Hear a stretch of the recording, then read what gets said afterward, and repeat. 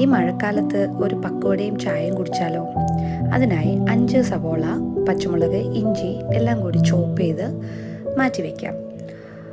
സവോളയെ പിഴിഞ്ഞ് വേറൊരു പാത്രത്തിലേക്ക് ആക്കിയിട്ട് ഇവയെല്ലാം കൂടി ചേർത്ത് മല്ലിയിലയും 2 ടീസ്പൂൺ മുളക് പൊടി, മഞ്ഞൾപ്പൊടി, പെരുംജീരകം,